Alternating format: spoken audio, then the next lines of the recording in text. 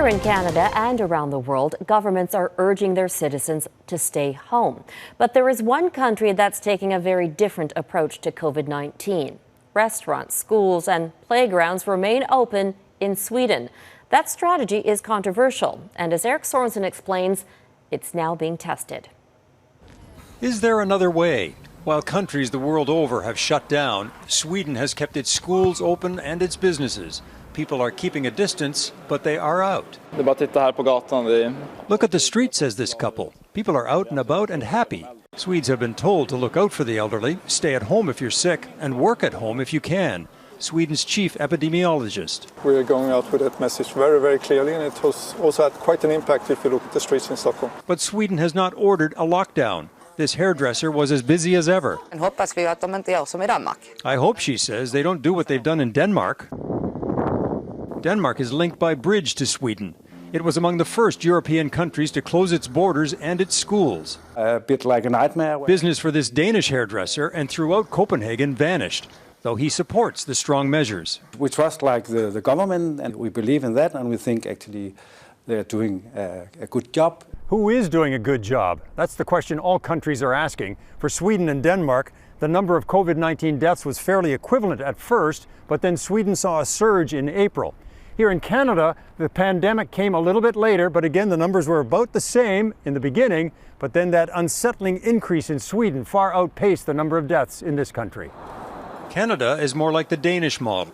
People went home, and epidemiologists here insist half measures won't work. The only way that we're going to continue to slow down the spread of the virus is all of us kind of have to put it together, and all of us have to do our part. There is now nervousness in Sweden. COVID-19. The king, in a rare address, suggested Swedes stay home this Easter, and hundreds of academics signed a letter to government calling for tougher measures. It's extreme measurements that need to be taken before you can get control over this virus. But Sweden is not changing course yet. Of course we're suffering. Everybody in the world is suffering right now, but it's working, and the Swedish healthcare is delivering results just as good as they ever done. And now Denmark is looking to ease up and reopen its schools right after Easter. It's a bit like walking a tightrope, says the Danish Prime Minister, one cautious step at a time. As countries like Canada look ahead, there may be simple changes or hard lessons to learn from Scandinavia. Eric Sorensen, Global News, Toronto. Many families within Canada will be spending this holiday weekend apart, but there is an even greater distance for those who are overseas. The government says 367,000 Canadians are out of the country right now. Global Affairs reports it fielded more than 1,400 phone calls and over 1,500 emails on Wednesday alone from Canadians wanting to return. But as Mike Drolet reports, some believe staying put is the safest choice. Alexis Rancière didn't debate long about returning to Canada once COVID-19 started to spread. She lives happily with her boyfriend in England, and as an occupational therapist at a large hospital, she's on the front lines every day. I really do miss my family, which was hard for me to make the decision, but in the long run, it'd be the better choice for me to just stay and help where I can.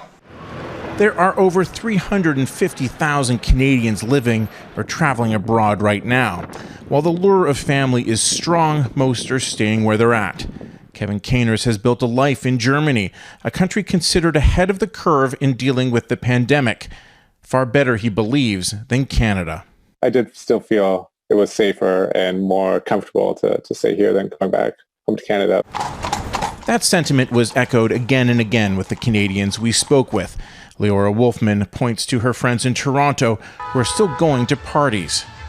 So it's just not looking effective or safe. In Austria, where she's living on a skilled immigrant visa, small businesses and restaurants are preparing to reopen after 2 very strict months. It's hard not being able to see my friends. I haven't seen my boyfriend in almost a month, actually. Justine Beaulieu was on a life-changing trip through the Pacific Rim when Canada was getting familiar with the terms isolation and social distancing.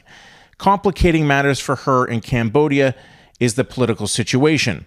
Martial law could be declared any day, which she hopes won't affect her since she's found work on a remote island. There's a lot of fear of foreigners now. Bars and restaurants won't let foreigners in. It's mandatory for you to wear a mask in public in the big cities. For now, she'll watch the Cambodian situation unfold and stay in paradise while waiting for COVID-19 to clear up back home. And it's crazy the thought of being stranded out here, out anywhere for up to a year. Considering the isolation alternative in Canada, she's not in a bad place. Mike Drolet, Global News, Toronto. As we keep you informed about COVID-19, Donna Friesen will be hosting a special program on Sunday evenings. It's called Coronavirus, The New Reality, and it starts this Sunday at 7 p.m.